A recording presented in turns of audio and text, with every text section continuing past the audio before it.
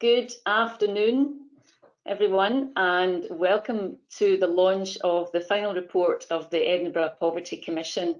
I'm delighted that so many people have been able to join this afternoon's webinar. My name is Celia Tennant. I'm the Chief Executive of Inspiring Scotland in my day job, but I've had the pleasure of being Independent Poverty Commissioner for the Poverty Commission in Edinburgh for the last 18 months or so. So I'm going to just give you a brief outline of what we have planned for the next hour and a half. So in outline this afternoon is about hearing from citizens, hearing their voices on the experience of living in poverty in Edinburgh. You'll hear the key actions to end poverty as set out in the final report by our wonderful leader and chair of the Commission, Jim McCormick. We'll have a Q&A session with some of the commissioners who've been involved in the work, and we're going to hear a response from leaders from across sectors across the city. So before we go into more detail, just let me tell you a bit about the work of the Commission over the last 18 months. So we launched the Commission in Edinburgh in November 2018, and we met 9 times in full session over the course of 18 months. During that period, we held more than 100 evidence sessions, project visits were undertaken, and we met and heard from over 70 local organisations.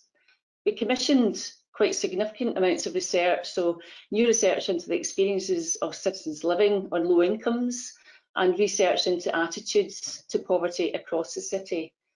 And in total, we heard from more than 1,000 individual participants. And the process, we believe, represents the single largest conversation about poverty ever undertaken by any local area in Scotland. All of the information that we've gathered, so our interim reports, our research, is all available on our website, and that's at www.edinburghpovertycommission.org.uk. And as you would expect in this very modern age of online, etc., we would love our guests who are on the webinar this afternoon to follow us on Twitter, and you can tweet throughout the course of the event. And it's at End Poverty Eden is our Twitter handle. And if you use the hashtag End Poverty Eden, that would be fantastic. So please get involved in the conversation, share your thoughts and points as they come to you over the course of this afternoon's event. So let's get started, and I'm absolutely delighted to hand over now to one of my fellow commissioners, Zoe Ferguson, who's going to take us through the first session, really important, around citizens' voice. So over to you, Zoe. Hi, thanks, Celia. Hi, everyone. Great to be speaking to so many folk this afternoon. So I think the starting point here is to say that more than anything else over the last 2 years, we have listened. We have met over 1,000 individual people, and I had conversations with them, a whole range of people from across the city. But I think probably most important in those voices that we've listened to are the people who have direct experience of poverty. We've got 2 short films this afternoon to show you which capture just a few of those voices. So just very briefly, and with thanks to Linda, Iska, Sarah and Paul, here's the first of those clips. Hopefully. Yes. Edinburgh Poverty Commission. I'm Sarah. I'm a lone parent that lives in Edinburgh. I'm also a full-time student. I'm Linda Craig, and I am a full-time carer for an adult member of my family. My name is Iska Ngonomo. I'm a single mum. Hi, I'm Paul Stewart. I live in a tower block myself. I was homeless a couple of years ago, and I'm at risk of becoming homeless again. Is poverty a problem in Edinburgh? I'm living in poverty, and I see it every day. I think it's a hidden problem. People are not aware of it, usually probably like myself, until they experience it. Nobody speaks about it publicly, or they assume that it's only homeless people or unemployed people who experience poverty, whereas that's simply not the case. I live in an area where it's quite prominent, so also that not just prominent, but it's an area where there's a lot of ethnic minority groups. What makes it difficult for people to get out of poverty? I think really for anybody, if you don't have a strong support network, big issue for you there. It's not just about knowing, even if they know, they can't have access to that. And the other thing is people are scared to talk. Child care, for instance, that's another one that is keeping most Africans in poverty, because as you know, most Africans are nurses, carers, so and those jobs don't finish until 10 p.m., 11 p.m. or that sort of thing. There's no childcare provider for those times. How does poverty affect people's lives and well-being? Poverty affects people's lives and well-being in so many different ways, you know, from accessing healthcare to living in safe and affordable housing. I know this myself through lived experience that in order to get on the housing ladder is just not, it just doesn't happen nowadays for young people. I only get £68 per week on benefits, and it doesn't cover my whole rent. So I'm already in rent arrears, and so I'm already at risk of becoming homeless again after a 2-year period. When you experience poverty, you try and hide it. You don't know where to go for help. Your standard of living drops dramatically, and obviously that has an impact on your confidence, your self-esteem, even your respect for yourself.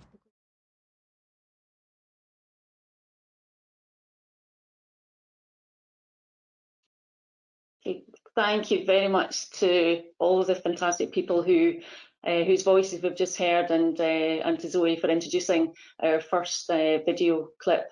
So I'd like now to hand over to the chair of the commission, to Dr. Jim McCormick, who has led the work, and I'd like to thank Jim on behalf of all of the commissioners for your leadership and for taking us through a really important 18 months. So over to you, Jim. Thank you, Celia. Thanks, Zoe. Thanks to every one of you for joining us this afternoon, and to every one of the 1,000 people plus who have helped to make this report come to fruition. We are calling this a call to action for the city. We're not calling it a set of recommendations or a menu of options as if we could pick and choose from them. Everything that we're going to talk about this afternoon, everything you see in the report is interconnected. So it makes little sense to take action on a just recovery in the economy for the city if we're not also attending to the housing crisis, if we're not giving people an income lifeline that they need to keep their heads above water, and if we're not attending to long-term prospects and life chances. So these are interconnected, just the way our lives are holistic, and we would urge the city to resist the temptation to go for the easier or quicker wins, and to see this as a 10-year ambition to end poverty in this city. We've got a set of slides that Kieran is going to start showing, and I'll talk through some of the headlines that come out of this report. The first thing I wanted to address is what we mean when we say end poverty. People could be forgiven for raising an eyebrow and saying, are we serious? Don't we mean reducing or tackling or addressing? So let's see what we do mean. We've set some ambitious, stretching goals for the city by the end of this decade. And behind the numbers that we've got in this report is, of course, stories and lives every day. So the numbers are not the most important thing, but we do think it's important to set these numbers and set some ambitions. So what do we mean by ending poverty? It means Edinburgh will become one of the best performing cities in the OECD. We would be closer to some of our near neighbours in terms of having sustainably lower rates of poverty. And while our slides catch up, I'm going to keep going, Celia, because there's a lot to get through. So forgive me if the slides kick in halfway through. So what do we mean? For example, we have to address the challenge of basic needs and destitution as the absolute minimum. So no one in the city should be going without the basic essentials they need to eat, keep clean, stay warm, stay dry, stay safe, be able to pay their bills without getting into debt. The absolute minimum dimensions of overcoming poverty. And by the end of this decade, we estimate that's between 7,000 and 9,000 residents of the city who need to be living free of destitution. That's just the absolute start, the base of the pyramid. Then, speaking to the Scottish Government's, or to Scotland's ambitious targets on child poverty, Edinburgh needs to ensure that fewer than 1 in 10 children, but we think fewer than 1 in 10 people of any age, should be living below the poverty line at any point in time. It's not zero. There will always be times in our lives when people have periods of sickness, unemployment, and living in a low income, but we want to minimise the number of people who ever experience that. And then the next measure is make sure that is a temporary experience as far as possible. So by the end of this decade, no one should be living in persistent poverty. That means for more than 2 or 3 years at a time, and even that's too long. And when you put the numbers together, it's about 21,000 people in the city as a whole who need to avoid or escape poverty, and about 10,000 of them need to escape persistent poverty. So that's the numbers. In many ways, the least interesting part of this report, but they're there as stretched targets. We've also got something about how it feels to be in poverty, because almost every conversation we had starts with stories of stigma, pressure, fear, anxiety, being judged, lack of kindness. So we also want to see the city develop authentic measures that will tell us that we are overcoming stigma, the stigma that goes with life on a low income. So those are some of the dimensions of ending poverty. Let me just say a quick word about what you'll see in this report if you haven't had a chance to open it yet. You will see 7 hexagons, 7 areas for action. The gold one right in the middle, here we go, thank you, Kieran. The gold one right in the middle is, if you like, a prism or lens through which to view the blue ones. We call it the right support in the places we live and work. And if you could click on that one and move to the next slide, I'll say a word about what we mean by that cultural challenge that sits at the heart of what we're about. What this means is we need to move towards relationship-based ways of working consistently. That means with citizens.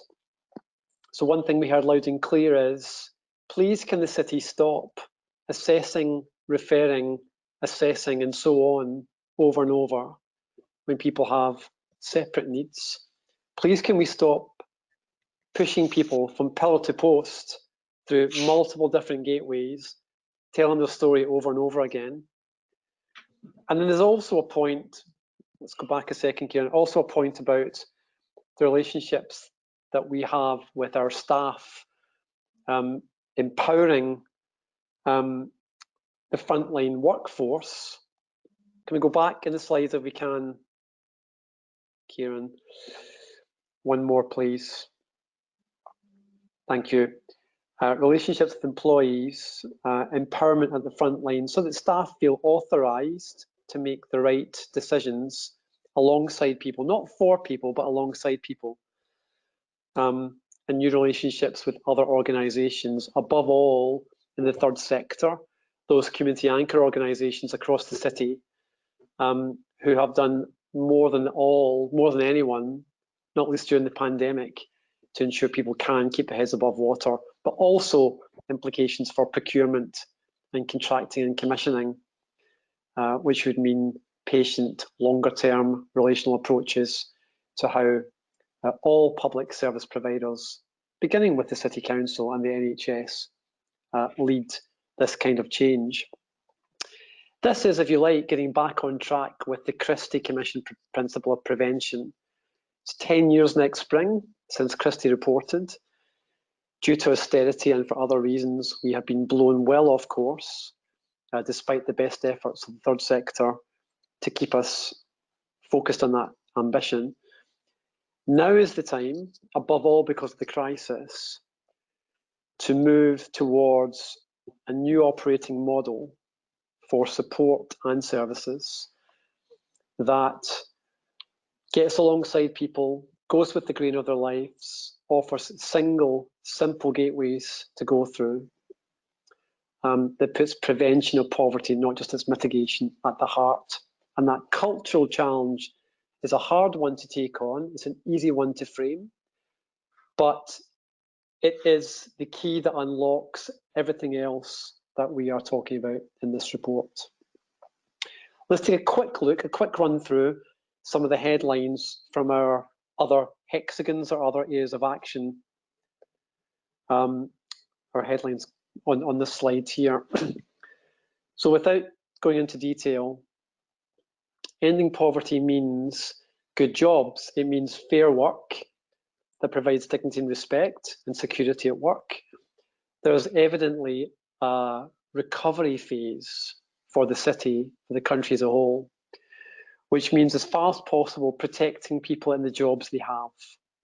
We are going to have to do a lot of retraining and reskilling to get new jobs, but that effort will be manageable if we help to keep people in the jobs they've got through the economic storm that's coming.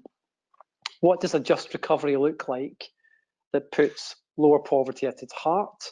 It is, for example, Edinburgh committing to becoming, like Dundee, a living wage city, but going beyond that in this decade to also extend the offer of living hours to all people who need to work at least 20 hours a week, secure, predictable working hours.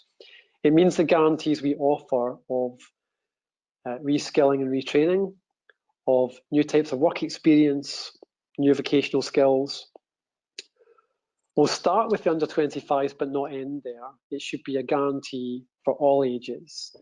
So the mid-40s mother who works in retail or hospitality, who may be on track to losing her job, should absolutely be able to take advantage of the city's guarantee as well. And here's one metric that we take from those cities in the world that have done a good job on inclusive growth. Around, for every £1 million of public service spending, there should be one new full-time equivalent job with training. Sounds, put like that, a rather unambitious target. Actually, Edinburgh and everywhere else would have to step up to reach that metric during the recovery phase and beyond. Secondly, it's very evident to us there is no pathway to ending poverty in Edinburgh without putting or resolving the housing crisis right at the heart of it. We have seen countless conversations in every taxi driver chat I've had, in every community anchor we visited, a conversation about housing and the way we have made Edinburgh virtually unlivable for ordinary people. To solve this crisis, we think an extra 2,000 new social rented houses will be needed every year till the end of this decade, as part of a wider mix of affordable housing, but being very clear about the role of social housing, lower cost rents, secure tenancies that also offer stronger work incentives than being stuck in high cost private rented accommodation when that isn't your choice. To get there, this is one of the few places in the report where we say the Scottish Government has to be part of the solution. It has to act. A new funding settlement will be needed on capital consents and revenue grants and unlocking affordable land supply to make sure we can get there. Alongside that, the more we can do to prevent homelessness, to improve the experience of using housing and homelessness services in the city, and to use that as a test case of the culture change I talked about. That's also a key part of delivering on this ambition. Really briefly then, on income security, today a number of charities, including GRF, who I work for, have called on the UK government to keep the lifeline that's there in housing and universal credit beyond next April, and to extend it to legacy benefits. There are certain things that only the UK government currently can do to help in poverty in Edinburgh and beyond. But if we look at what we could do within the city, that's also about boosting take-up where that's low. For example, pension credit has by a low rate of take-up, and driving that upwards, doing the same with council tax reduction. Those are the kind of things that could bring us very close to ending pensioner poverty in the city comfortably within this time period. And one spotlight we shine in the report is the maximised service. We've also seen similar fantastic work done by CHAI and in Granton. Services that maximise incomes, drive down debts and other bills, but fundamentally make it easier to access that support by making it available, embedding it within nurseries and schools and GP surgeries, the places where in normal times most of us would be going. It could be libraries as well. The more we can have single gateways to fast support that stabilises families financially, but also builds in holistic family support, and when the time is right, employability support. It's that kind of way of acting. We've absolutely glimpsed the future, and we think that support should be available throughout the city. I'm not going to speak to all these points, other than to say two things. One is another distinctive Edinburgh challenge is the scale of the attainment gap in schools. The attainment gap in Edinburgh is both wider than we see for Scotland as a whole, and it is reducing more slowly than in the west of Scotland. And so if you come from one of Edinburgh's lowest income neighbourhoods, then your attainment prospects are less than would be true for a similar household in Glasgow, Greenock, Dumbarton, Paisley, Clydebank, and so on. There's a particular challenge for Edinburgh around the attainment gap. And in our report, we talk about high quality teaching and learning at key stages. We talk about new approaches to literacy learning. We talk about the importance of all sectors and all schools playing their part, including the independent schools, in sharing their assets digitally as well as in physical space to expand the quality of opportunities.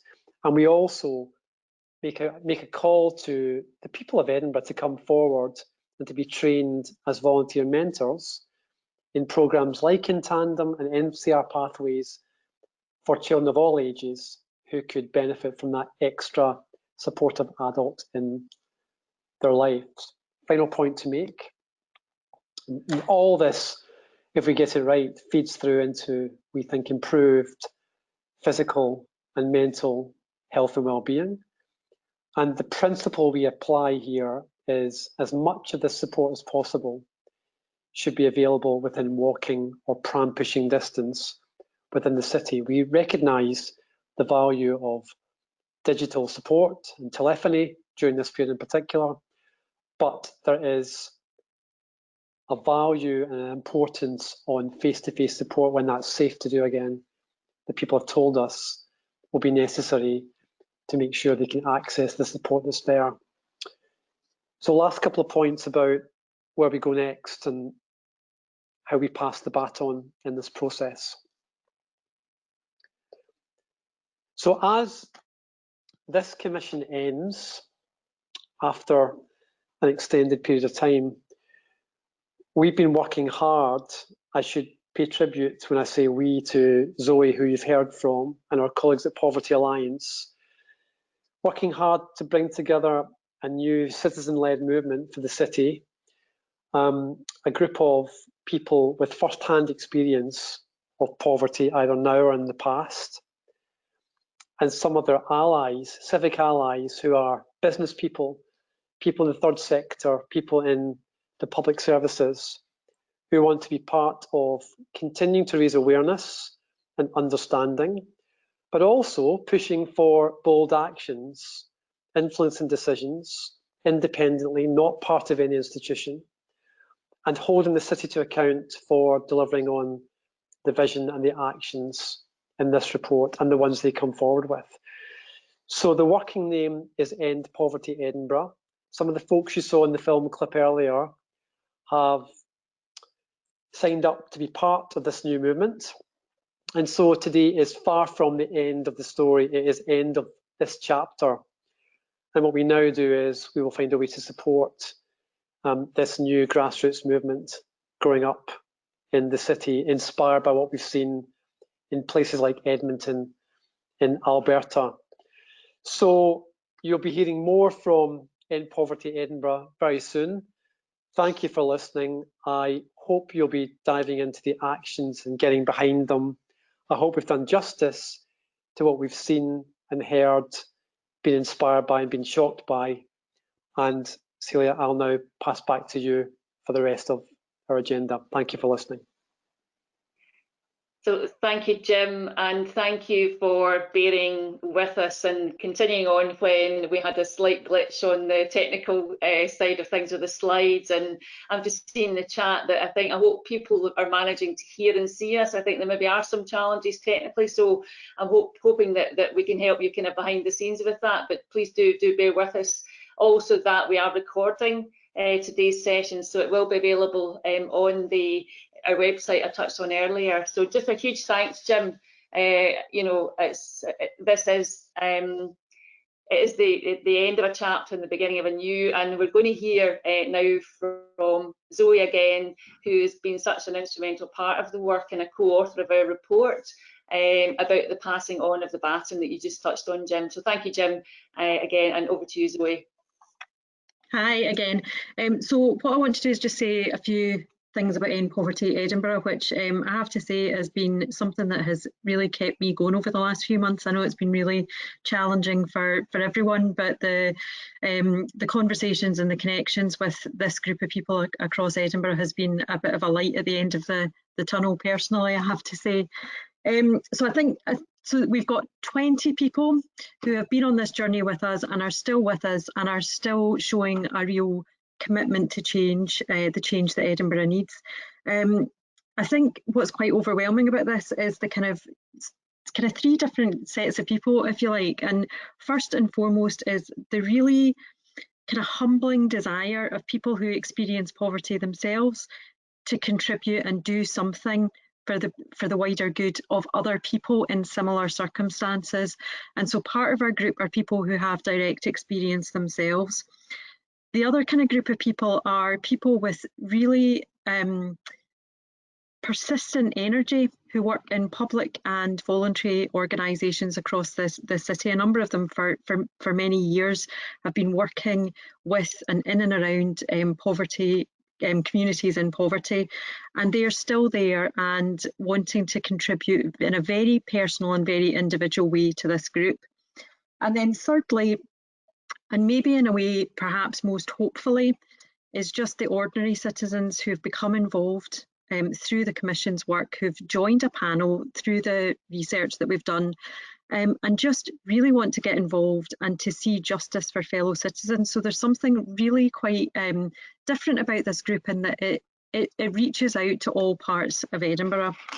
So we've come together, we've met collectively as a group 2 or 3 times now, and we're really getting ready to take on that baton and move forward. So what we're going to do as a group is to continue to raise awareness and understanding of poverty across Edinburgh, to influence the decisions that are made in the city, the impact on poverty, and then crucially to hold the city to account for delivering the actions to end poverty.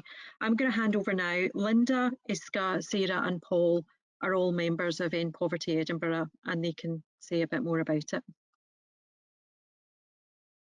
Edinburgh Poverty Commission. What needs to change to end poverty?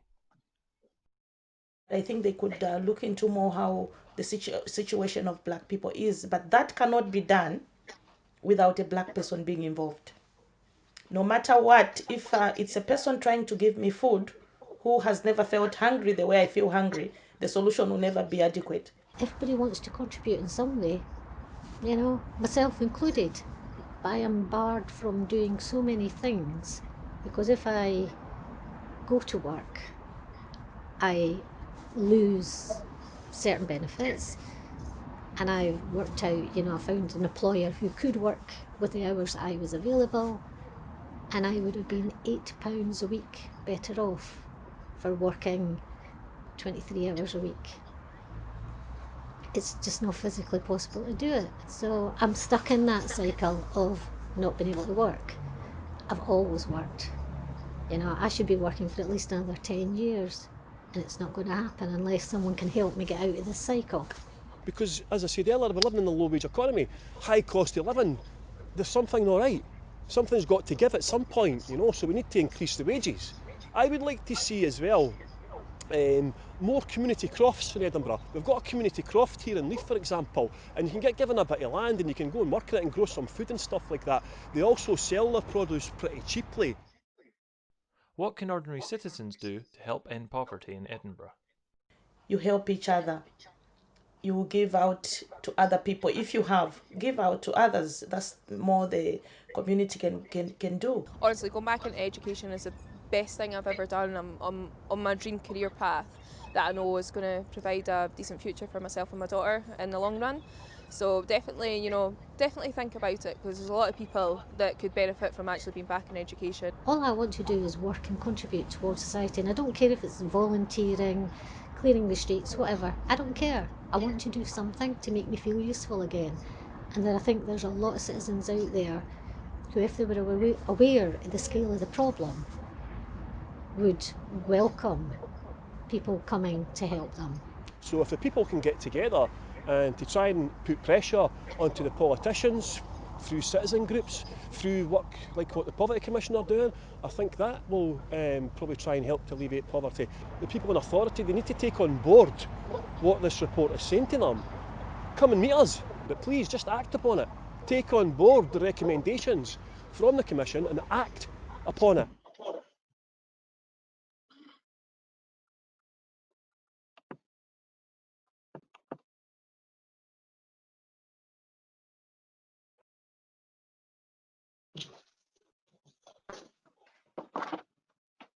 So thank you very much, Zoe, for introducing us to some of the amazing people who are involved in the End Poverty Edinburgh group, and thanks to Linda, Teska, Paul and Sarah again for their contribution. Now, it is really about acting in action now, and a really strong call for action, and we're delighted that we have a fantastic group in End Poverty Edinburgh group to take that action forward. A new chapter opening. So thanks again. So now we're moving on to the first of our Q&A sessions for today's webinar, and I'm delighted to be introducing and welcoming more of the commissioners to be involved in this first Q&A session. So welcome back to Dr. Jim McCormick, who's the chair of the Poverty Commission. Welcome back to Zoe Ferguson, who's the co-author of the report and is an independent analyst. A welcome to Sandy McDonald, who's Head of Corporate Sustainability at Standard Life Aberdeen plc. And a welcome to Chris Kilkenny, who is a local community campaigner in Edinburgh. And finally, a welcome to Mary Alexander, who's the Deputy Regional Secretary of Unite the Union. So that is our panel of commissioners. So welcome all of you. I can't see Jim on my, here he is, brilliant.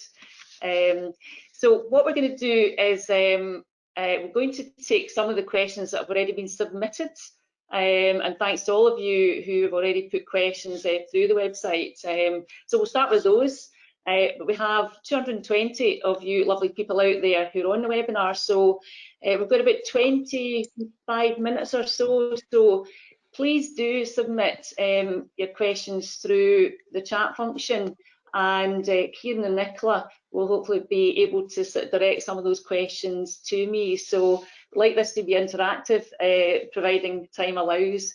So welcome, Commissioners. I've got some questions to start off with. So first of all, Zoe, if I can ask you a question. So, and that is, what is the best action an individual can take to combat poverty? Hi, can you still see and hear me? Yes.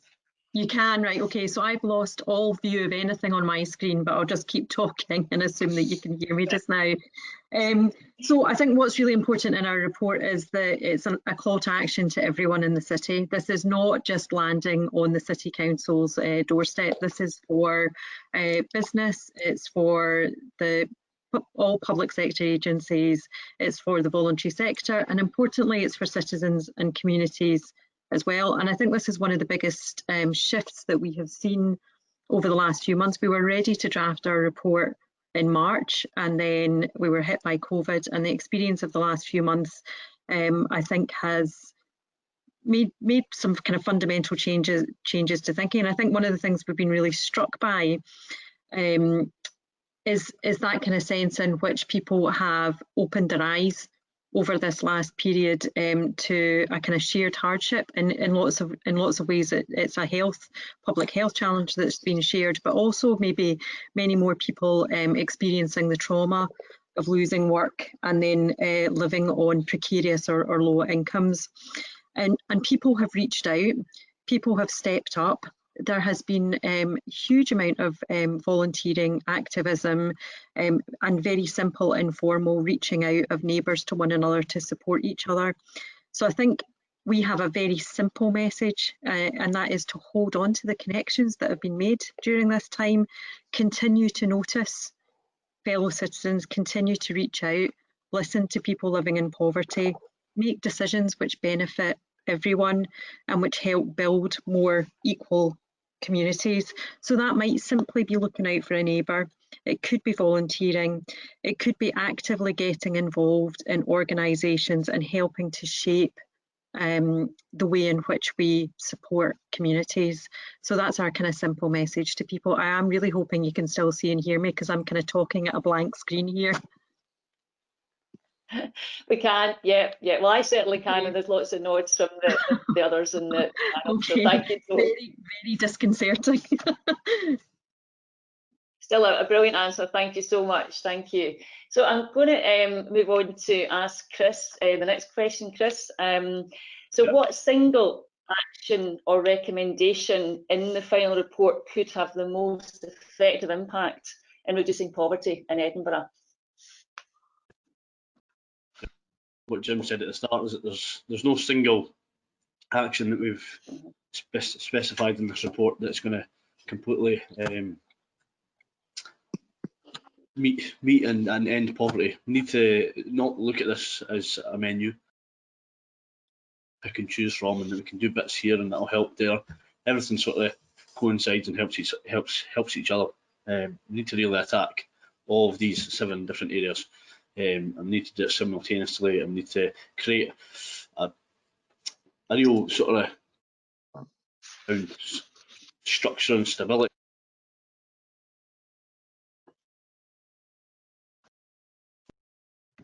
But struggling to hear you, Chris. Just that I think you've kind of gone mute for some reason. I don't know why. Can you hear me? Oh, we missed that last kind of sentence. So can you hear you now?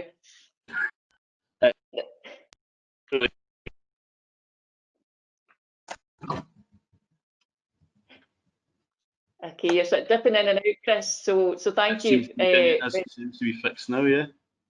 That's it. Yeah, I hear you now. Yeah. Well, that was a bit strange. Yeah, I mean, I don't know where I got to there before everybody started cutting in and out. But I mean, I suppose it's just important that we don't look for the one thing that might fix poverty within Edinburgh, because there's no one thing. We've given a range of recommendations. We've given a we've given it in a way that it's I would say easy to understand for people, that to create a fairer Edinburgh, to create a city that's fairer for everyone, and that's in the long term going to be a happier and healthier place to live. You need to be acting on all 7 of these different issues that we've talked about, and there's no point in saying me saying this would be the one thing that I would like to see changed immediately, or this would be the first thing that I would like to see, because every single thing in the list I think should be given the exact same amount of motivation by the people that are listening just now, and that are going to go away and really have to act on the stuff that we've been talking about over this large and long period of time. Great. Thank you, Chris. So overcame the technical difficulties. That's brilliant. Thank you so much. So if I can move on to ask Mary the following question, Mary. So how do the report's recommendations seek to address women's specific experiences of poverty? Thanks, Celia.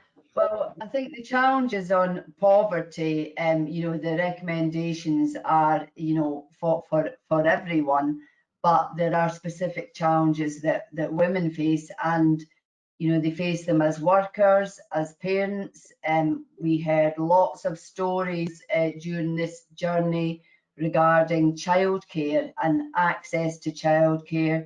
We heard about insecure work and the challenges of that, particularly where in one-parent families, and how people could manage and juggle with their childcare and insecure work, and the knock-on effect that had on their lives in terms of paying their rent, etc. So we've heard quite a lot about the care sector during COVID. Now 80% of social care workers are women, and there's lots of actions out there, as well as in the report around what we do in terms of valuing women's work and increasing their income. And I'm pleased to see that the Integrated Joint Board in Edinburgh is actually now making sure that the living wage is applied across the sector where they commission and procure. So I think that's really important. The council can do something from their role as a public body procuring work, but also there's the tourism and festival sectors where there's lots of women working, and there's recommendations in there around fair work. And I would urge people to look at the Fair Work Convention's website, which talks about what is fair work, and really I think it's fundamental, to some of the call to action, because we need to have work that gives people opportunity and fulfilment, security of work, and they need respect and dignity in that as well. But elsewhere, the recommendations point out the support of organisations like CHAI and Maximise, and they are doing, and not just those organisations. We met so many organisations that are rooted in the community, and they need to be there at the doctors, in the schools, in the nursery, providing the support to people, and particularly women, to access the support that they need, and to help them on their journey, whether it's retraining skills, access to jobs, support at work. And I think Jim mentioned, or someone mentioned the take up of pension credits, and that's particularly important as well, because we often find that women don't take up the benefits that they should. So I think that's a really crucial part of the recommendations, as well as about encouraging people to take up the benefits that they're entitled to. So it's not just I've talked a bit about women there, and the question was directed at that, but I think there's a lot in the report that will address the particular issues that women have communicated to us during the journey of our compiling the report and the evidence gathering. Great. Well, thank you, Mary. question now for Sandy. So Sandy, with the question is, with budgets under pressure and local government facing spiralling costs due to COVID, can we afford to address poverty now? Thanks, Celia, and good afternoon, everyone. It's a good question. I don't think I think it will be one that a lot of people attempted to raise. My view would be we can't afford not to, and I think there's two main areas that I'd look at. The first is that there is a cost to inaction and to the economic scarring that results over time. So those costs that you might save through making cuts now, they don't disappear. They manifest in other ways, and you end up actually in less control of the amount that you spend because you react to the impact of poverty instead. It's usually much cheaper to prevent poverty in the first place, or to make sure that it doesn't last long and to address it quickly, because otherwise it becomes more expensive over time. The second thing I'd say relates to what we've heard from citizens, and also some of the what people can read in the report. You heard it again actually in one of the videos we just saw in terms of citizens' voices, and there's a lot of instances at the moment whereby what people are experiencing it is not cost effective and it's not sustainable because of the way it's done. So what happens is you might fix a housing problem in isolation, but it's not a sustainable fix because you haven't addressed other issues related to health or employment. And the best solutions we found were more joined up. So there are opportunities definitely within our recommendations that address some of those interdependencies and look at how you can join up better and actually make the different interventions more sustainable and more cost effective. Lots of the things we asked for don't actually require a great amount of investment. They require us to do things differently. And I think the final thing I'd say is one of the challenges, I think, in terms of from an economic point of view, is there are too many short-term sticking plaster type approaches. And I think what is required, and the call to action that we make frames this, is a more sustained intent behind the way that we attempt to bring this range of solutions that Chris talked about, not just the one thing, but all of it together. The leadership, the joining up, and kind of keeping that going over a period of time, because it isn't a quick fix. It will take time. Great. Thank you, Sandy. So a question for Jim. So Jim, it's not just about the money, it's the sort of gist of the question. So the question is, to end poverty, we need to understand how poverty grinds the soul. The money matters, but the impact is more than just not having enough money. How do we keep this at the heart of our message about why ending poverty matters and how we go about doing so? Thanks, Celia. It's a really great question, and I tried to, I guess, hint at that or make that point when we talked about how conversations have so often started not with money, but with how it feels to be judged for how you speak, how you dress, how you interact with frontline services. You know, all these things are about the experience, about cultures that have to shift. There are lots of tests or filters we could apply in Edinburgh. I'm thinking about, you know, children who are in care or on the verge of going into the care system, a high tariff, high cost system that so often doesn't lead to good outcomes.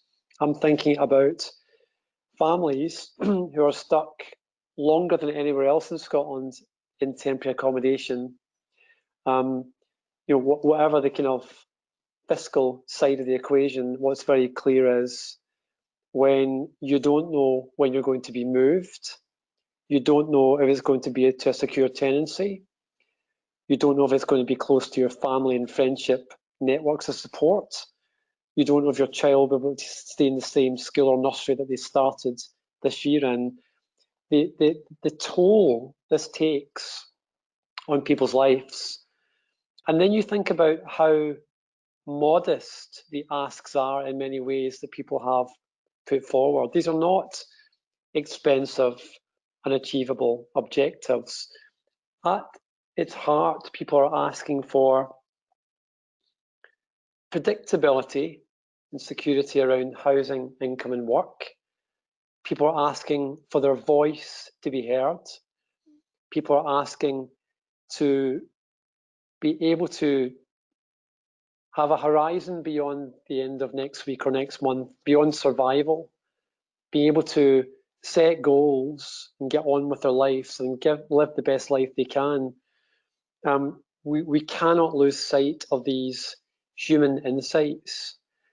Ultimately, ending poverty is not just about more money in people's pockets, although it can't be done without that. It is about people feeling respected, as Linda said in the film clip, able to contribute. People care deeply about reciprocity. If you are receiving help, most people quickly want to find a way to give back.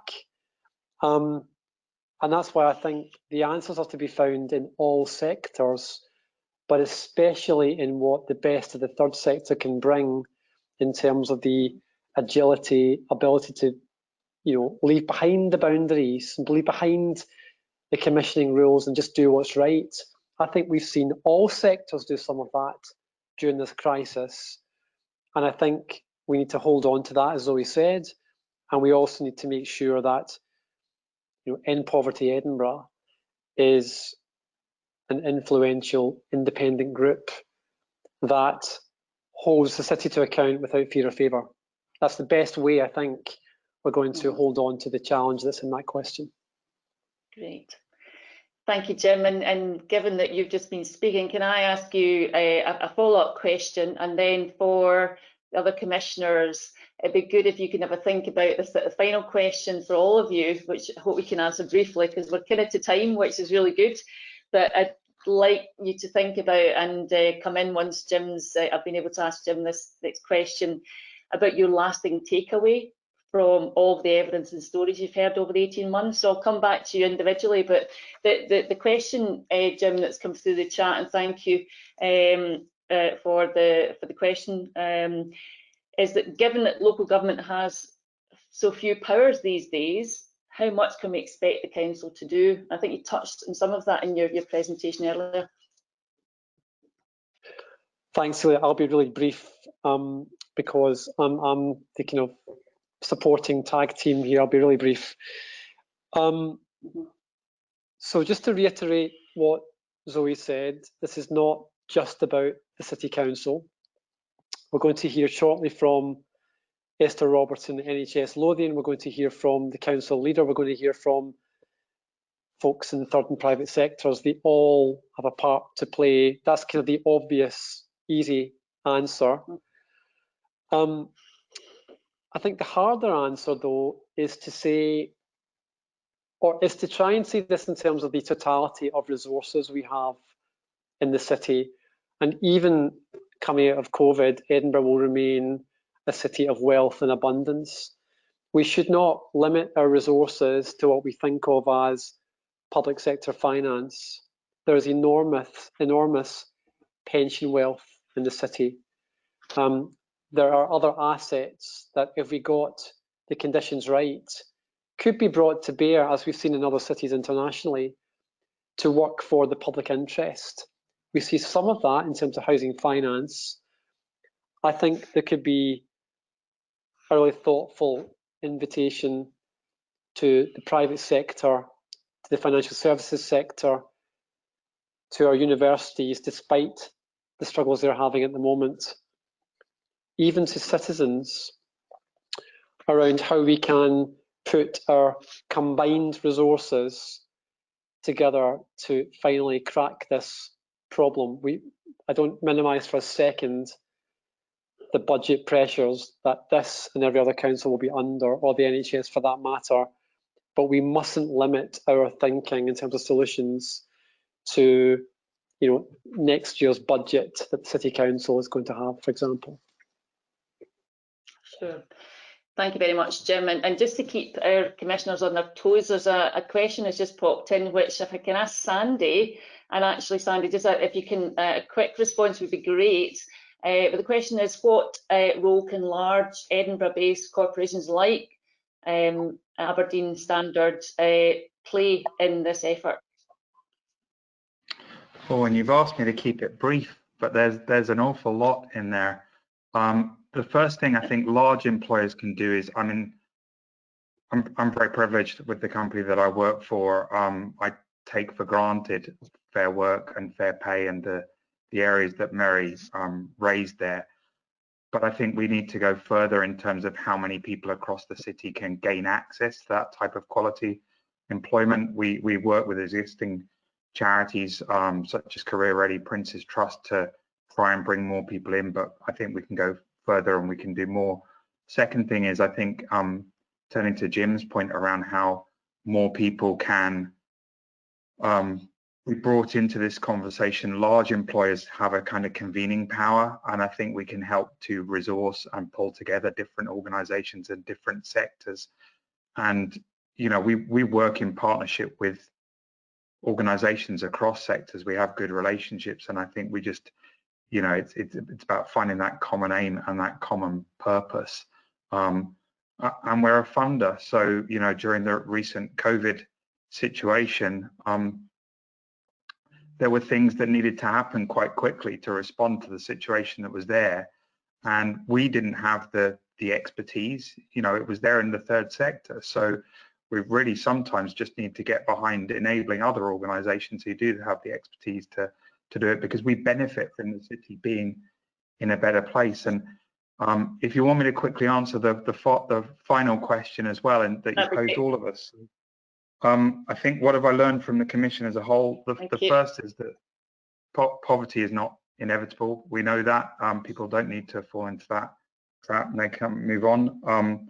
Linked to that last answer that I gave, and also the one I gave earlier, we're wasting a lot of talent and potential in this city at the moment. And one of the things I've found, I guess, is I chose to live in this city, Edinburgh, more than half my lifetime ago. I love this city.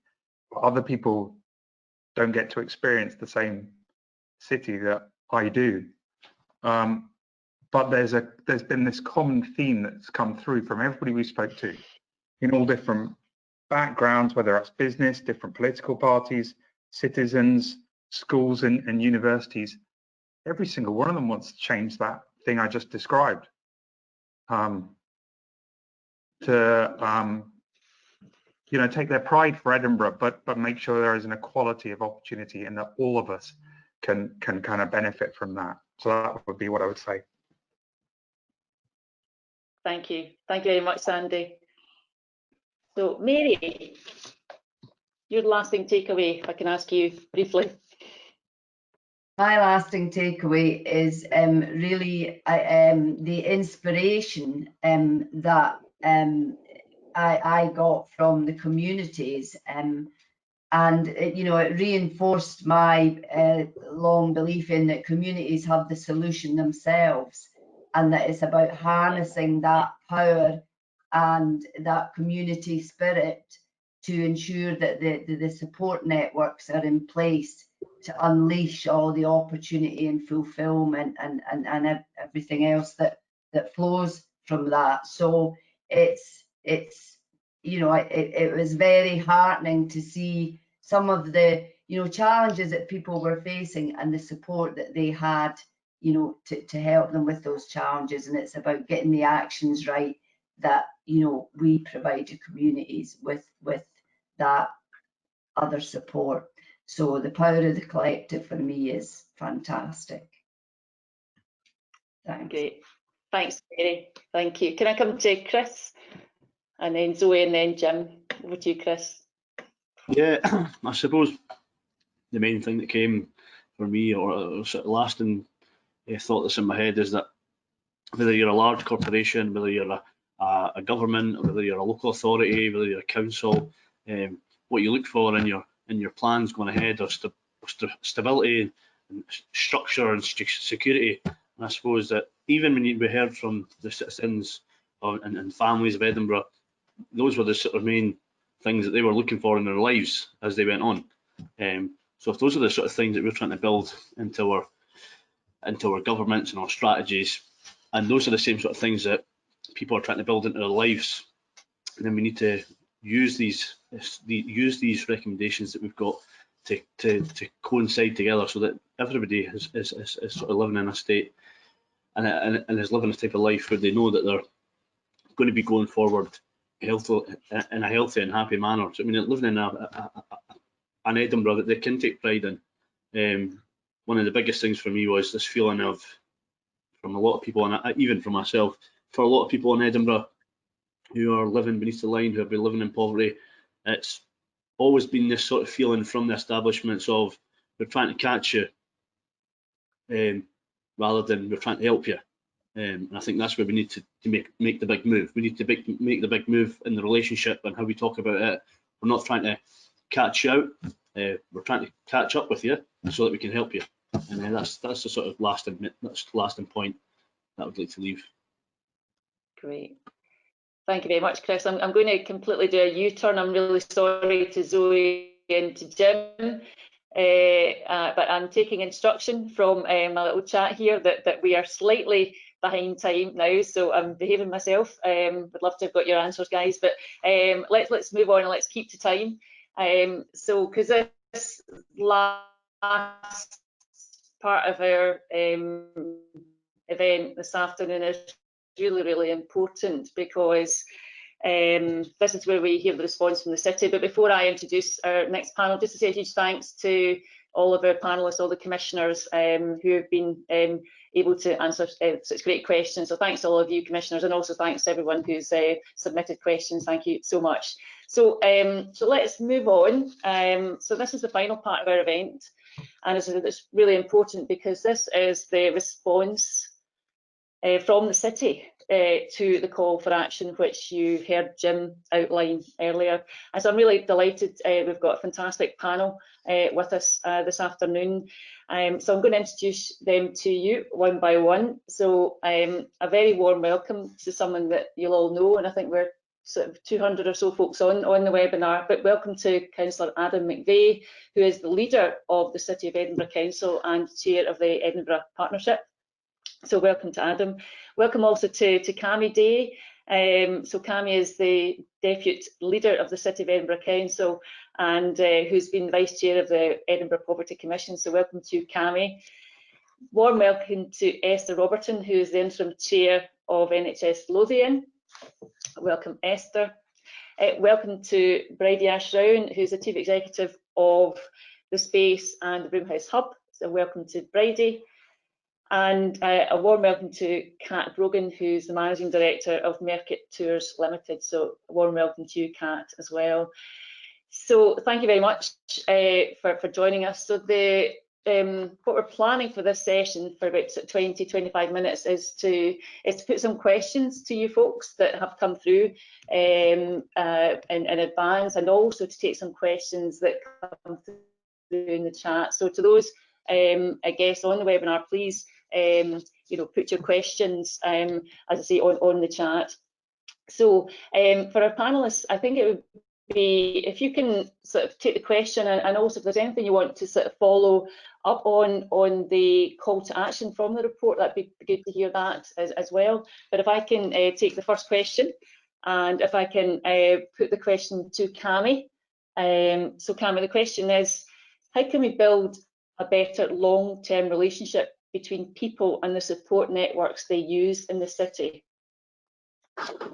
Thank you, Celia. And before I start, I just want to say a huge thanks to Jim and all the commissioners who've made this a fantastic experience for me, and I hope a real true recommendation of what we've experienced in the last few months bringing forward this report. But I suppose on that point, I think what we learned the best from this was the hearing the voices of real people who have lived poverty for a substantial part of their life. People who we've met who've sat in front of commissioners and cried and told us honest, genuine stories about how they can or can't feed their children, how they can or can't put their heating on every week. But they've also been very clear about what needs to happen to change, whether that's in government changes, whether that's in changes in communities, in the council, or whoever it might be. And what I absolutely don't want this to be is about, let's get a glossy report, stick on a shelf so everybody can feel good about themselves. And I know that's not going to happen. I think we need to, as we go forward, keep listening to fulfil all the recommendations that we can. And I think Zoe mentioned this at the beginning, I think Jim as well, that this is not for me about the council. We're one of the cogs in this wheel. Nor is it just about commissioners, it's about managers, it's about people from all over the city in the private sector. And I think, as Mary touched on, particularly in the community sector, who have shown to be the heroes, I think, in during this particular difficult time during COVID. But we've had that chance to hear and understand what poverty really is and how we can all play our part to end it. So I think it is about building better relationships, and I think the way forward for us in Edinburgh is for me to take this up with Edinburgh Partnership with Adam, but also for the groups like End Poverty Edinburgh to have a huge role to play, and how they keep us all to task to make sure we deliver these recommendations and that change over the next 10 years. Great. Thank you very much, Cami, and massive thanks for your contribution all the way through the 18 months of the Commission work, so thank you.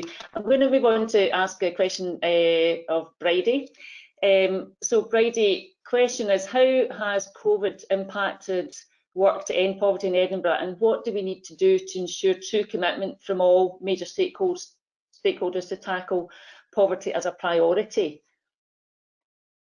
Thank you, Celia, and good afternoon to everybody, and also a brief word of thanks to everybody, also for the opportunity to speak, because I represent one of many third sector organisations who have been able to respond in recent months. So it isn't just my own organisation, it's that wider third sector. And I suppose if we view it through the lens of maybe one young person who's an adult carer, the things that might have happened there for them ending poverty, it's really gone much further back. They might have been in a household where there was a fear of the virus, where there wasn't a digital device, was there a lot of food, their plan maybe was to go to college and have a hospitality job on the top.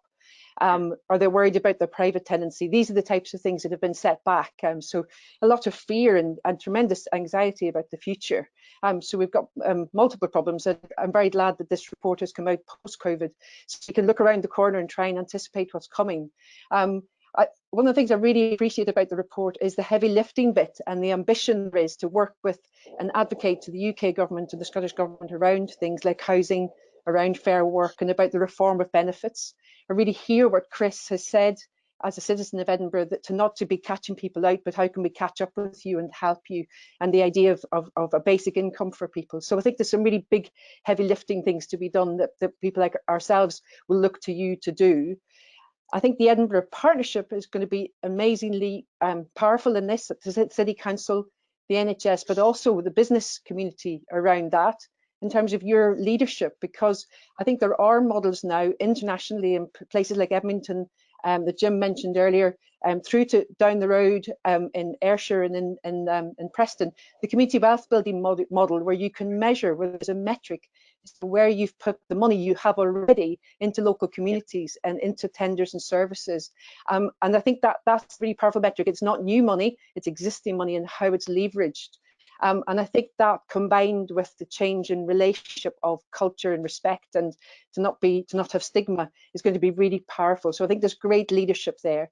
But I think the biggest thing that I think those stakeholders can do is to invest in a network of local hubs, because I think what's interesting when you invest in local hubs is also that local people have agency in changing their future. They could work with the citizens who are going to lead this work and who have the insight into what it is that works. But they can become your volunteers and your employees, and they're on your board as they are with us. They can be the peer mentors around the anxieties that people have, to know how to maximise income. They can start gardens that are part of a green recovery and building back better, and can identify what's going to be of value in that 20-minute neighbourhood. So I think there's tremendous aspiration here. The local business community, that fantastic lever Sandy mentioned earlier, they can be our befrienders, our mentors for the young people. That young person I mentioned earlier who's the young adult carer, that powerful bit of opening the doors to getting work experience, those mentors and everything can be connected to through local hubs where there is that relationship. And I really appreciate the ambition to be one of the highest performing cities in Europe, and that you've really challenged the fatalism.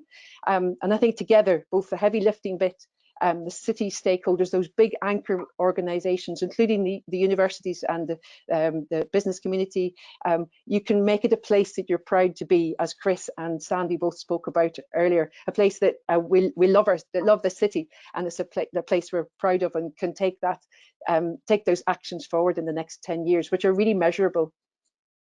Yeah, great.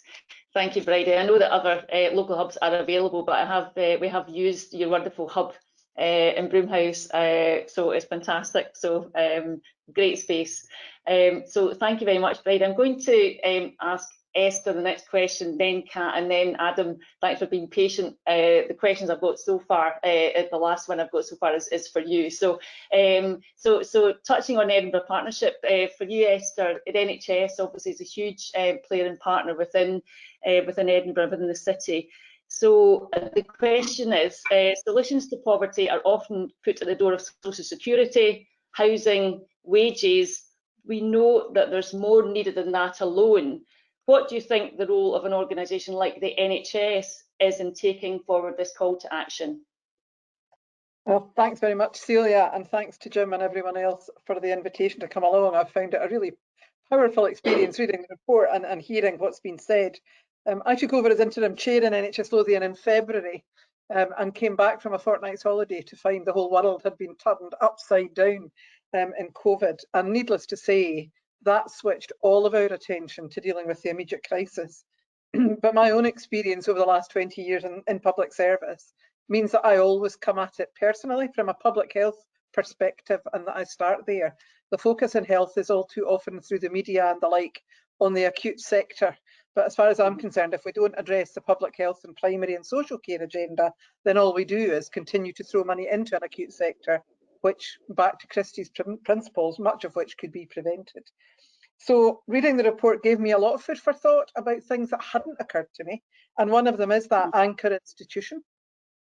And I know that we are a living wage employer. We have good jobs. Everybody is well paid. But I've realised I've never asked the question, have we done any of the kinds of things that I know Sandy and others in Standard Life have done about ensuring that we are encouraging modern apprenticeships and the like from the kinds of communities that might not normally think about joining the health service. So that's the first one I'd want to go back and address, is what do we do as an employer, because we employ a huge number of people. The second is, I was around in NHS Fife when community planning was first developed. And in fact, our council chief exec was kind of the father of community planning. And we were really optimistic about that. And I have to say, I came back in, not just to Lothian, and was frustrated to find that 20 years on, we haven't made as much progress as I hoped we would.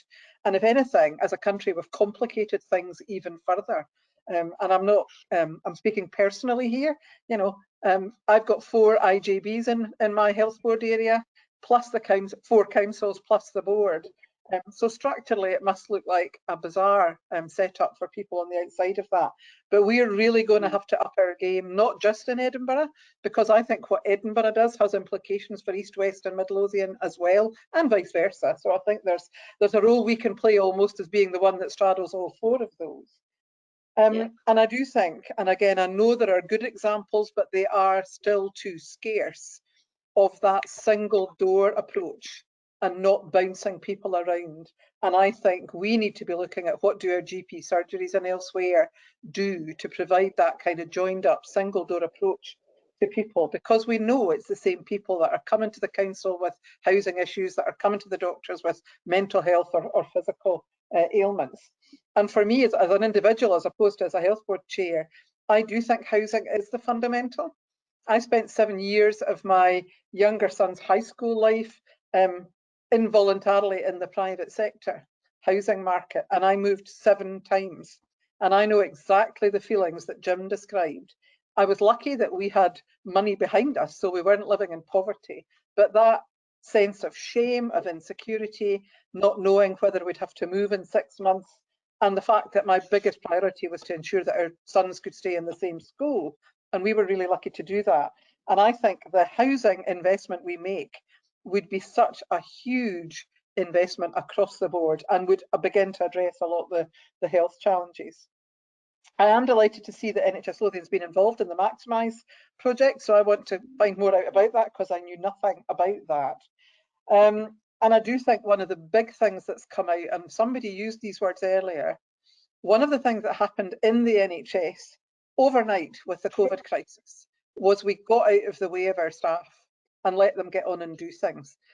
We are too often so risk averse and we manage everything to the nth degree. And I think that's one of the things we have to find a way not to let go of, so that the staff on the ground who are working with council, who are working with Bridie and our third sector colleagues, know they have the, not just the permission, but that they're encouraged to go out and get involved in that. And I thought Sandy's point was a really interesting one, the cost of inaction. We know that people in poverty have been disproportionately affected by COVID, and we can't allow that to happen in one of the richest cities in the country. And we can't afford to do nothing, because if we do, we will actually build up even more trouble for the service delivery and for the budgets. And I think the one thing I've been surprised about, which hasn't been a bigger part of your report, but maybe it's because of this year has brought it up, is I have always been someone who was interested in the whole universal basic income. And I think alongside investing in housing, I'm really encouraged to hear that the First Minister and the government are beginning to take seriously the whole notion of a UBI, because to me, again, that's something that doesn't in the end cost money. If we could find a way to make that happen, I think that would not only put money in people's pockets and begin to address the poverty, but would also turn the culture on its head. Because we do still have this awful culture of, you know, benefit scroungers and all the poverty television that we see that is so awful. And if everybody had that income instead of benefits, I think, so personally, that's obviously not a health board view, but I'm really encouraged that that might be something that the city and others can start to look at. So I think sort out our employment, commit much more firmly to the partnership working, to work with our primary care colleagues to provide that kind of single point through the likes of the Maximise project, and empower our staff to get on and do the job, would be the four kind of big things that I would say. Sorry if that was a bit rambling. I could talk all afternoon about the things I've heard and learned, but I'll certainly be going back to the board with those four things. Great. Well, thank you. It was a really good answer, and I think the key thing for us is your leadership and the specifying the actions that you're going to take forward, that's what we need. We need the action. We need the support of such a big partner in Edinburgh, and we did have a very parallel track and a really close look at UBI, and we haven't. It's not explored fully. But I think maybe Jim might say something in his closing remarks about that, Esther, as well. But thank you for picking up that point. Great. Thank you very much. Thank you. So, Kat, if I can ask you as an employer, so the question is, you're an employer in the city and a member of the new End Poverty Edinburgh group. Why did you want to get involved in the group, and what do you think employers can do to end poverty in the city? Well, thank you, first of all, to everybody who's been involved so far. A very uplifting afternoon, I think, when you see such vision and collective action ahead. First of all, why did I get involved? Because I really believe in Edinburgh, and I believe that it can and could and should be better for everybody. And I'm very proud of the city. Sandy used that word earlier, that sense of pride. And to think that there are others who don't, it doesn't have to be that way. So that's why I got involved. Secondly, the question about what can employers do. They're a great deal. There's kind of three answers to this. Firstly, it's in your DNA, I think. Two words that strike me as coming out throughout the afternoon here are respect and dignity for everybody. And when you're talking as an employer, that's about your team. And showing them respect, showing them dignity and value, and that starts from the very point of recruitment, recruiting on attitude rather than skills necessarily, and giving opportunity, that fairness of opportunity.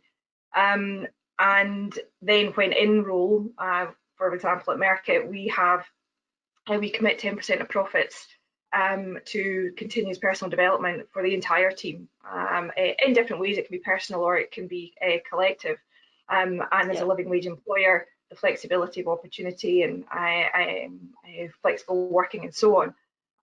So I have to say it's in your DNA, and you would lead by example to try and encourage others to do the same. One point you can't deny is that we're in the middle of a pandemic, particularly for tourism, which is such a huge employer and part of Edinburgh's economy. It's cut us off at the knees, and that's without regardless of how ethical or responsible you are as a business. So I suppose the second point would be to look for support, primarily to the local authority, to the council, to raise up and support those ethical and responsible businesses to play their part in being and making a fair green city that Edinburgh should be. And the last point, particularly on tourism, I'll be very quick, I know the time's ticking, is something that jumped out in the report was connection, and a lack of connection with the city. And although that was partly to do with public services and transport, actually I think one of the problems, going back to that point of pride, is a lack of just psychologically and emotionally a sense of connection and pride in the city for all residents. I think tourism is something that can really bridge that gap, the storytelling of our city and the connection and pride of owning our own city, and that starts at school. That starts with kids, and we work with developing the young workforce, so there are mechanisms there to really bring schools and industry together, which then increases their awareness of an industry such as tourism, job opportunities, and indeed the industry of kids as well, so it's self-perpetuating. So to end on a positive, I would say that I think tourism quite uniquely has the opportunity to really bring that connection and pride back to everybody in the city of Edinburgh. Okay. Thank you, Kat, and we really appreciate the challenges that you as an employer and so many others are facing with involved in tourism at the moment, and just wonderful to hear just your commitment to the actions, and also just how good an employer you are. So all best of luck with everything, and thank you. We will need your ongoing support. So Adam, thank you so much for your patience. Thank you, Kat. So I've got a couple of questions. So the first one, Adam, is really about the actions, recommended actions in the report, and what you think is going to be the most challenging aspects of the actions to tackle.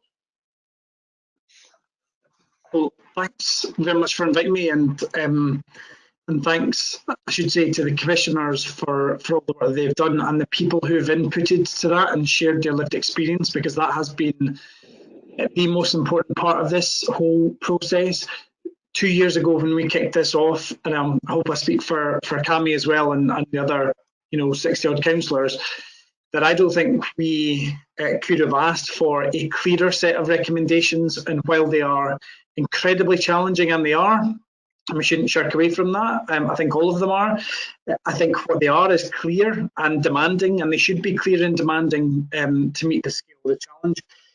I should also say that I've literally just hot-footed it from a cultural roundtable with a whole host of other organisations in the city, representing a whole different component parts of our cultural sector. And in that discussion, which literally is still going on now, I've exited it early to be here, they're already talking about the recommendations of this report, which I think is a real sign that people are waiting for this.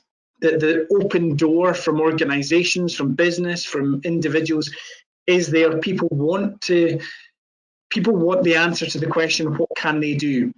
That is not to say that any of this is going to be easy, and it's not going to be easy at all. I was really struck by a comment by one of the commissioners earlier in the discussion around this being everyone's Edinburgh.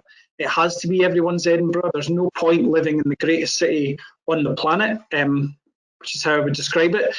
If you do not get that experience, you may as well live anywhere if you're not getting access to the amazing cultural vibrancy of our city, the amazing hospitality offer that keeps everyone going, and appreciate everything that Edinburgh has to offer, not least of all the fantastic job opportunities. So unless that success, and even in light of COVID, the city is still enormously successful, that success has to permeate and it has to get to all of our communities. And for the last 8 years, I've sat on the management committee of the Citadel Youth Centre in my wards in Leith, and I know the fantastic work they do to support people to try and get more access to those kind of opportunities, albeit job opportunities or cultural experiences.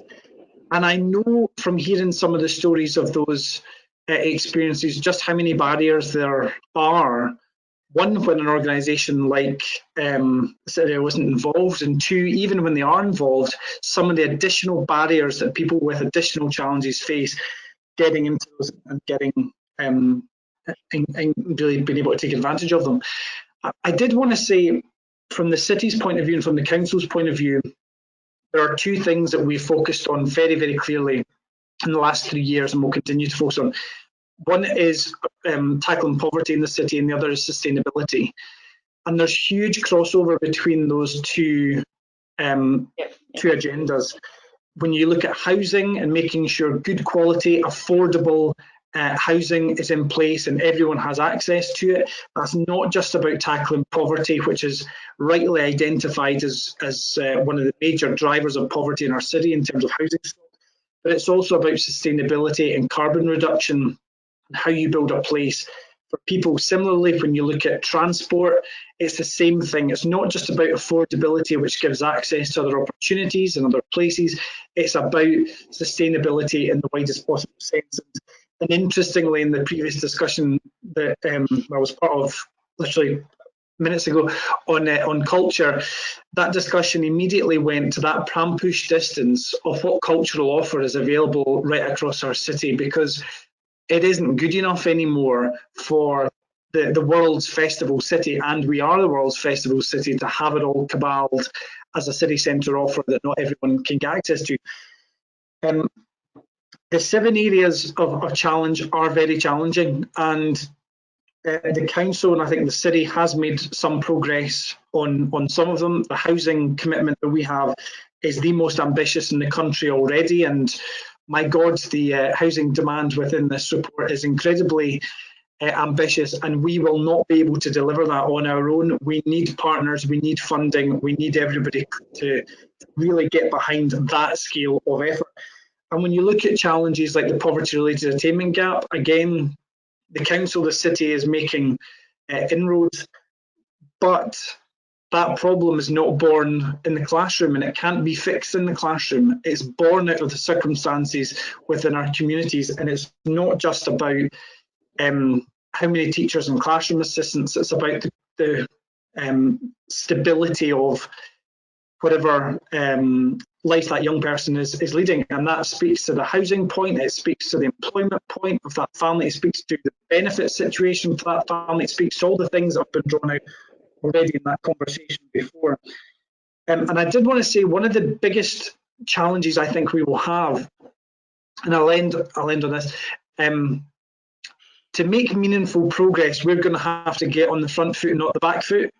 And that is going to require a major shift in resource between crisis funding, crisis services, to supportive preventative services.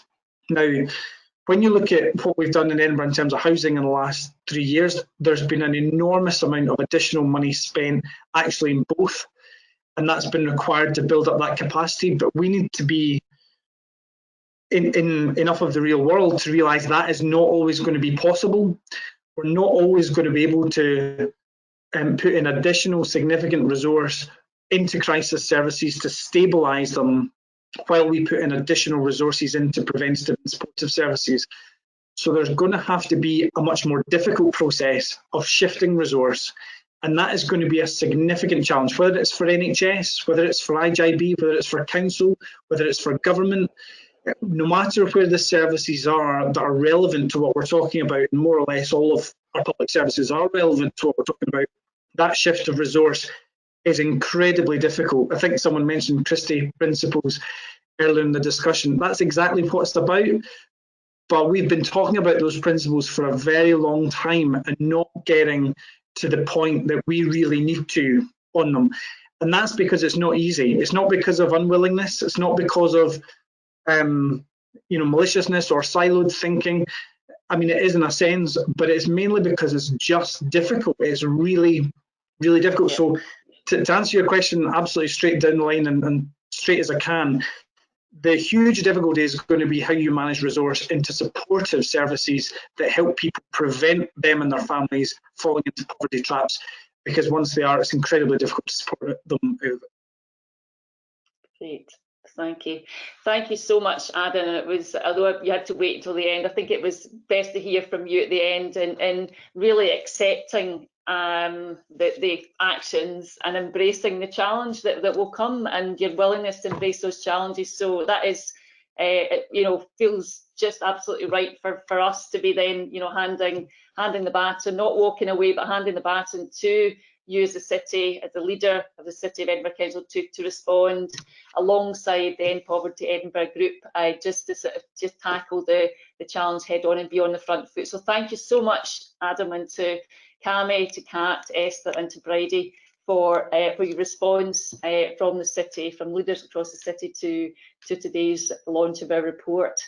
So I will just say a final few words of thanks, because it's very fitting and important that you hear from Jim as the chair of the commission to close off our event today. But from me, just to say a massive thanks to all of you who have joined the event today, to all of our speakers and to all of our panelists, our commissioners, our city leaders, everyone else, everyone that's been part of the journey and has helped us to get to our final report and action. So thank you so much.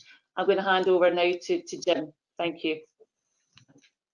Thanks, Celia, and to everyone on the panel. You've given us lots more ideas that I hope will be enacted before long. I just wanted to close, I know we're over time already, but close with a few thoughts around this call to action. First of all, about the timeline.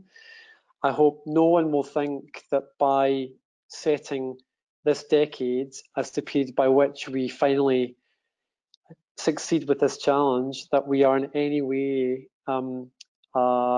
seeking to defer or delay action.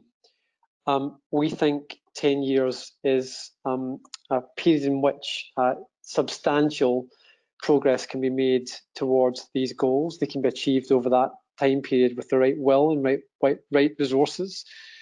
But we've also said our expectation is that by Christmas, the city partners will publish their initial response to what we've said. They may agree and disagree with parts of it, but to give an account of their response by Christmas, and then to set out a first 12-month plan, which will map out how these actions, and maybe some others too, start to be built into planning and budgeting. So that's about the timeline. I want to say a word about why, to paraphrase Ian Dury in the Blockheads, there's always a musical reference with me. There are reasons to be cheerful, or at least reasons to be hopeful, despite the times we are in. A number of the reasons are, as you've heard already, from the kind of community partners who are keeping on going against all the odds. They are, among them, Citadel, Grassmarket Centre, Working Right, Lift, Broomhouse. There are so many community actors who are not just keeping the lights on, but they are challenging all of us to think beyond recovery and beyond survival.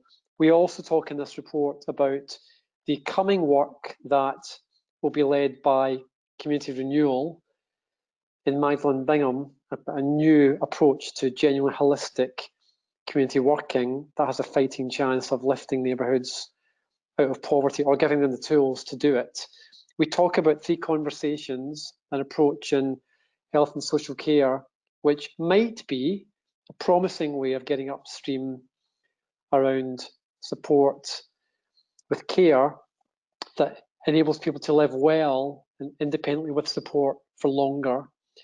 We also talk about my grace mount as a way in which, excuse me, physical assets in the city could be planned more holistically, and taking seriously that principle about the 20-minute neighbourhoods. So there are green shoots in all these sectors, which should give us grounds to be hopeful against the odds. The other thing that I wanted to address is we probably have a mobilised public in the city and beyond. We probably have citizens who have noticed the key workers, the role that they bring, the way in which they have helped all of us get through this crisis so far, as well as health and care workers, delivery drivers, people who work in shops, people who work in takeaways, people who are cleaning and looking after our public spaces. People have noticed, I think, have a different view of the value of key workers, and I think public will has shifted towards seeing a better deal for those kind of people in this city and beyond. We have to harness that public will. A further point along those lines, I think we've seen a genuine openness amongst elected members, actually in all parties to be fair, a genuine openness and willingness to work with us and take on these challenges among senior officials in public agencies. Now, that does not mean we'll make all the best decisions in the years ahead, but there has been a noticeable lack of defensiveness or prickliness when we brought these challenges. That doesn't mean we're persuaded that the city has yet faced up to, for example, the scale of the attainment challenge.